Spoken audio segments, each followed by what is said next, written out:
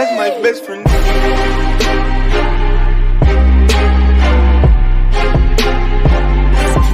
That's my best friend. What's up, everybody? It's your boy Dave Mo Flips, Money Talk, Team Us, 100%. You already know what it is. Listen, guys, if you are watching this video and you haven't subscribed yet, you're just doing a disservice to yourself, real talk. Like, get down with the team. What you waiting for? You're watching the videos anyway. Hit the subscribe button. Don't ring the bell. I don't care if you care about notifications or not, but at least be a subscriber. Another awesome news coming at you guys. A subscriber's got a Facebook page coming out, or is out. Once I get that, I'm going to post it up for you guys. Hopefully we could all join it, show some support.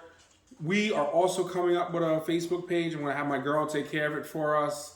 Not that I don't know how to use Facebook, but I don't know how to use Facebook. I use Facebook for one thing and one thing only. That's for, well, I guess two things. Buying and selling cars.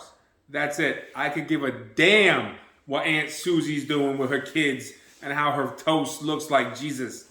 I don't care. So listen, we also hit 1,000 subscribers. I know I'm an anti-YouTuber, but it's still like a big deal. You know what I mean? Like even if I'm not about that life, it's still nice to know that you know, we reached 1,000, which means I can now get monetized, which means now I can start bringing in a couple pennies off this here. It's nice to have a separate income streams. Not that I think it's going to be that much, but every little bit helps, right, guys? So without further ado, let's get into today's video. And unless you live under a rock, you have to look around you. You got to be watching the news, the newspaper, the feeds, whatever you guys want to call it these days. I haven't seen a newspaper in forever unless I was cleaning the windows of my car. But the Fed, they just said that they're going to raise interest rates about 0.5%. I don't know where they're getting these numbers from. They're saying inflation is at 2% right now. I don't know about you guys, but I got it coming in at roughly 33%. At least that's my inflation rate for my house, okay? When gas was $2 last year around the same time, give or take, and now it's $3.35 a gallon where I'm at, I'm over 33%, all right? So to put that kind of like, for those of you guys that don't really understand how inflation and stuff like that works, let's just say, hypothetically speaking, you're a saver. Okay, you're a person who believes in saving and having money in a savings account. God bless you. I agree with you. I have money in a savings account. But let's just say I had $20,000 in my account last year. I could have bought 10,000 gallons of fuel with it, okay? I could have bought 1,000,000 eggs. Whatever it is that you're noticing that has gone up in price is basically going to be due to inflation. Yes, they're going to try to sell you on, oh, there's cargo ships in Cali, we can't get this, there's a work shortage, all that other stuff I don't care about. It all comes down to dollars and cents with me. You want to have a discussion over why prices are the way they are, go to another channel. I'm sure they'll be more than happy to entertain you. I only look at what affects me. And in my opinion, you could label it cow shit for all I care. But now, with the price of gas, my $20,000 has fallen a lot less, okay? It's like, look up $20,000 in the 20s. You probably would have been a millionaire, right? Like what $20,000 was then versus what it is today, it's considered a lot more. You could run that, don't worry about it. Listen, guys, I'm at home. This is real life. I say this all the time. My girl's trying to do dishes. You're going to hear some water running. What do you want me to do? All right? But let's get into it. Mortgage rates, they've gone up almost a whole point, if not more. From August, I refinanced my house. I got in at, I want to say 2.75%. I just seen today that the mortgage rates are, for a perfect credit score, 3.5%. It's gone up 1 whole percent because I don't have an 800 credit score, guys. So keep that in mind, okay? So I didn't get a perfect, you know, refinance rate. I didn't get a crazy one, but I got a decent one.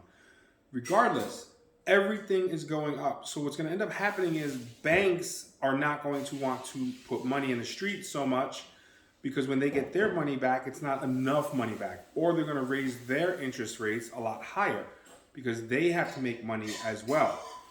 So with that being said, you're going to start seeing a lot less people getting approved for loans. You're going to start to see a lot more restrictions on who gets approved. Okay. Now, I'm not being cocky.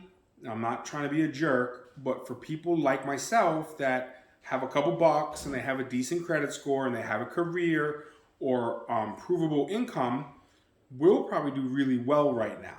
So we'll probably be able to go out and get a really good deal on a new car. We'll probably get a decent interest rate because we're the ones that the bank want to do business with right now.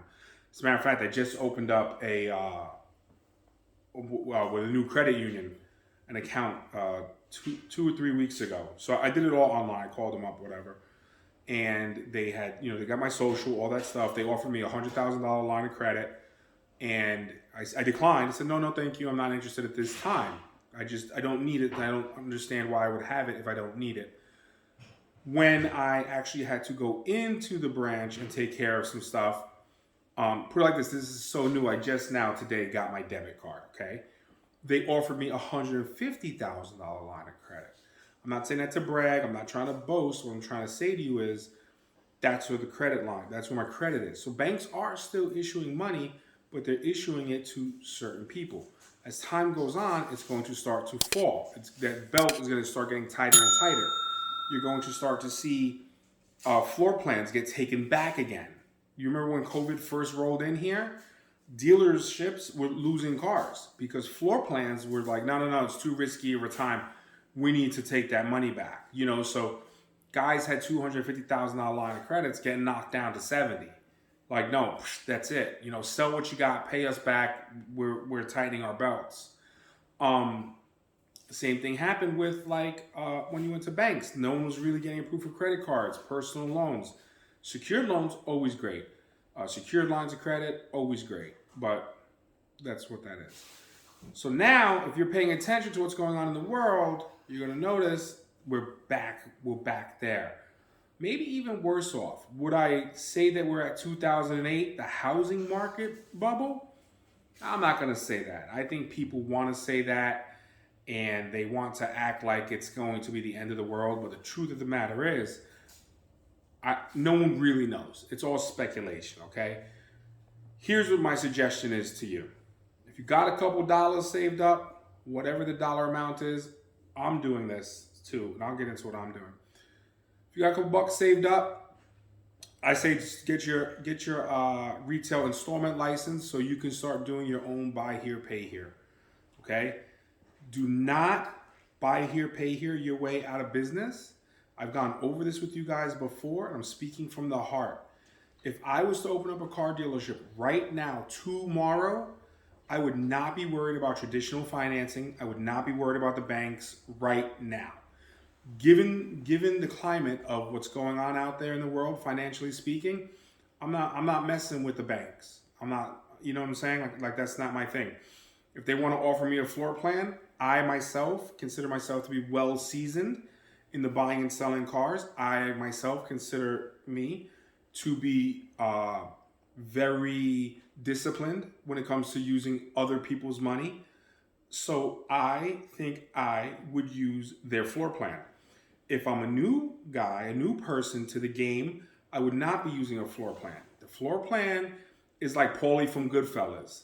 Fuck you, pay me. You fucking bought a car with a bad motor? Fuck you, pay me. Transmission's out? Fuck you, pay me. You can't sell it? It's been on your lot for 3 months? Fuck you, pay me. That's it. So if you're not ready for it, don't do it. Get your cash up. If it's $10, $20, $30, $100,000, buy what you're going to buy, okay? And every month, decide, hey, this many cars I'm going to put on buy here, pay here. The rest of these cars I'm going to put on cash deals. Those cars that you sell for cash are going to cover the nut that you lose, that you don't lose, that you lend out on the buy here, pay here. Again, you've heard me say it before.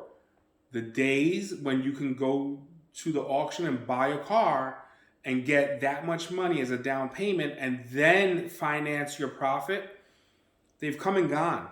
Listen to me, team. They're gone. Now, I know someone's watching. Oh, no, I do it all the time. Sure you do. Sure you do. Selling what? Jalopies? You know what I mean? Let's be honest.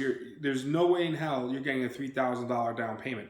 Why would someone with $3,000 or $4,000 put it down on a car when they could take that same amount and go get something much nicer? Like, think about that. Think about what goes for $3 to $4 grand at the auction. Now you're talking about getting that as a down payment plus tax, title, registration, and then still making money on the deal at whatever interest rate you want. It doesn't seem feasible to me. Are there people out there that are probably doing it? Sure, there's exceptions to every rule, but let's kind of be realistic here, okay? If I buy, what did I just see? You guys know I love my '08 Accords. I don't ever buy them. I just like to use them as reference points. Oh, perfect. So my girl's daughter, her older daughter, not the one I could say is my daughter, okay? She just went to Mini Cooper, like a franchise dealership, and tried to buy a 2014 Toyota Camry with like 160,000 miles on it. They had it for 11 grand, okay? They were willing to, what? 14. For 14,000. I apologize. My girl just corrected me. It was 14,000. But after internet savings and shit like that, I did see it for 10.9. Okay? So I say 11. Anyway, no warranty. They were selling this car from a franchise dealership like it was just a regular old cash and carry type of deal. Okay? They got her approved, blah, blah, blah, blah. I spoke to her. We decided that it's not the move. Let's fix the car she's got and keep it moving. What I'm trying to say to you is that car at auction is probably going to be 6, 7, 8 grand, right? So how do you think you're going to get that much money down on that car? Chances are you're not. For a newbie, as a buy here, pay here person, you're going to be dealing with older cars. You're going to be dealing with the mid 2000s, right? 2008 to 2012s. If you like Hondas and Toyotas, you're going to pay a premium for those cars. I myself, when I do my buy here, pay here's, I pick out 3 or 4 cars that share the same motor and transmission, okay? So I like Volvo a lot. Volvo tends to use the same motor and transmission in a lot of their cars to include their SUVs. So when I'm looking for a buy here, pay here car, that's what I'm looking for, all right? Why? Because my mechanic gets used to in and out with those motors real quick. So if, God forbid, I had to repo the car because they blew up the motor, I could get it back. The motor's fairly cheap for a Volvo. Pop it out, pop it in, put it right back on the lot, buy here, pay here. All right? I would also look at like Chevy Malibus, maybe Impalas, anything that takes the same motor. Don't be confused here. I'm not saying that Chevy Malibus and Impalas take a Volvo motor. But I would find the Volvo that takes this 2.5, 5-cylinder motor, whatever it is they use, and those are all the cars that I would buy that share that motor, that drivetrain, motor and transmission, okay?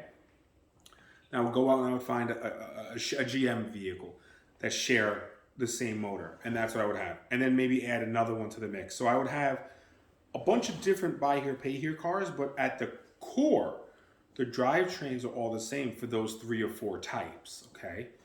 And I would try to keep it as low as possible, but nice, clean cars. Trying to get 2 grand down, 3 grand to include tax, title, registration, keep it moving. I would do as many of those as I could. My dog just came in.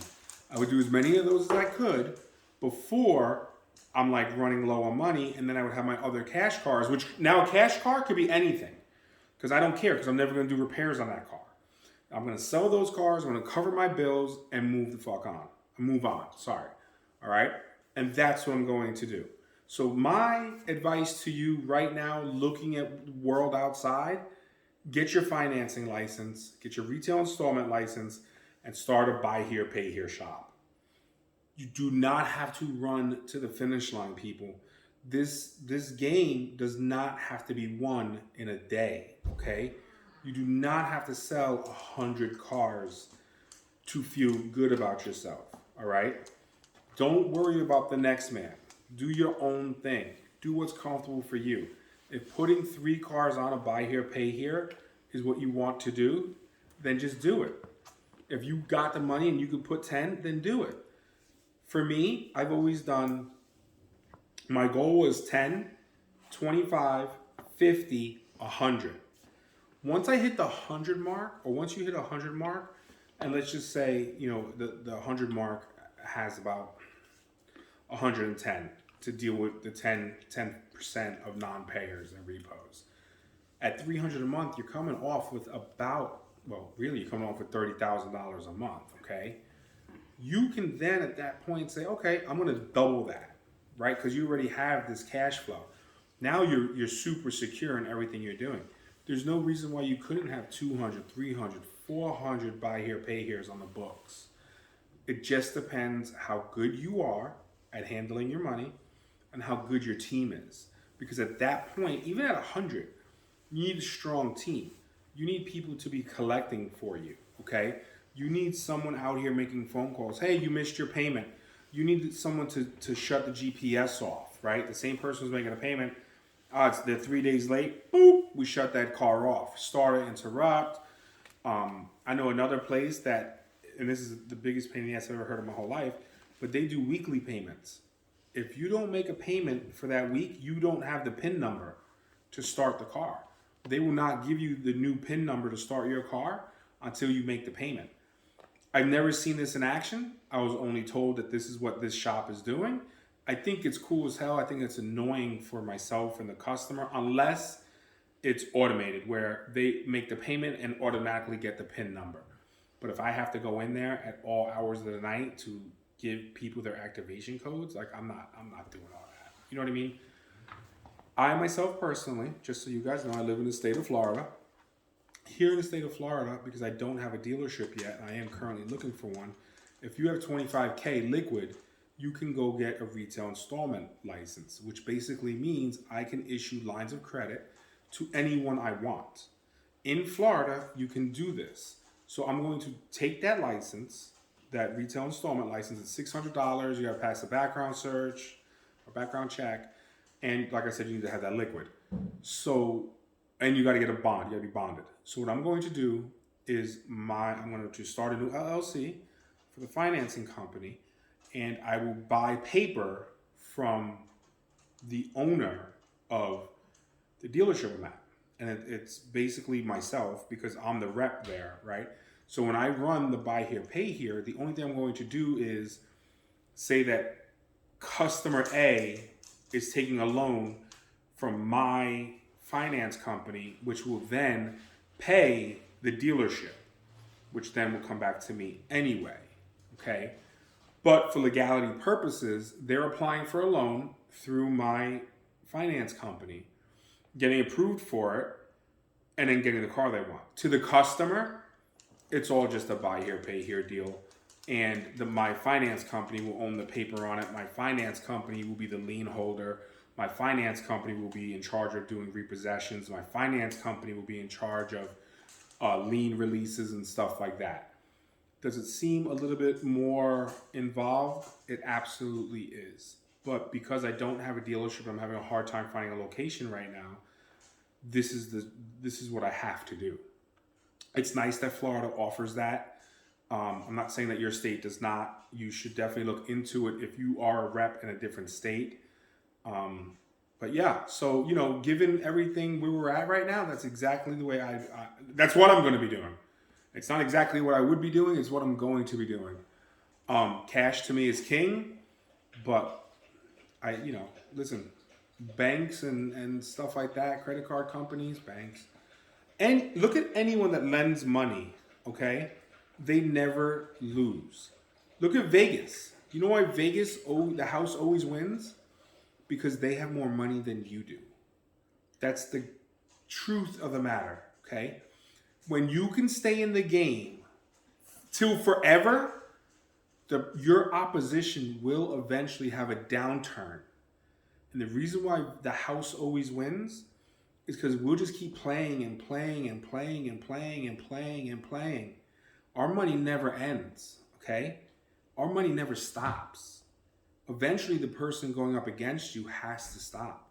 They run out of money. That's when they lose, okay?